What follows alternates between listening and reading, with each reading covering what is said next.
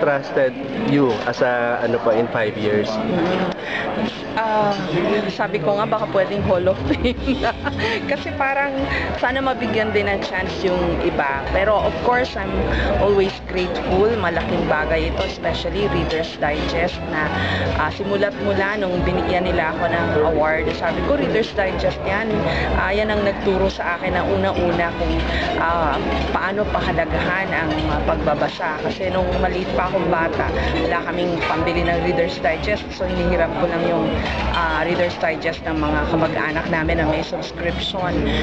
Ito talaga yung unang-unang nagturo sa akin ng value ng pagbabasa. Kasi minsan din i-require sa eskwela, di ba, na magbasa, parang gumawa ng book reports, ganyan. Meron silang section dati, book section. Pagka hindi mo ma-afford yung libro, may book section sila. So yun na lang yung binabasa ko. Tapos yung naalala ko yung vocabulary din, tsaka yung laughter is the best medicine. Hanggang ngayon meron nun eh. So napakalaking bagay ito para sa akin, and for the 5th time, ayun nga. Consecutive yun, ma'am, no? Yes. But you know, like I've always said naman, every time they give you something like this, it's also added responsibility. Parang kailangan higitan mo pa yung expectation nila. Kasi every time, parang nakakatakot din eh. Parang, deserve ko ba to?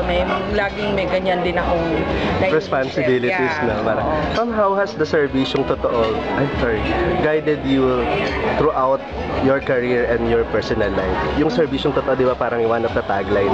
Kasi I've always said na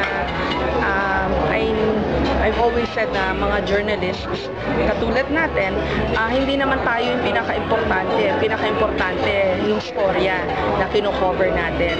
We're actually incidental to the story, except for maybe the rare times na tayo nagiging bahagi ng storya. Pero lagi ko rin itong sinasabi sa mga batang reporter ng GMA News na hindi tayo ang storya. Huwag natin masyadong seryosohin o bigyan ng importansya ang sarili natin, kasi ang dapat laging hinahabol natin yung storya. Make sure your story is accurate, it was well told, it's objective. Yun dapat. Hindi yung, it's never about us.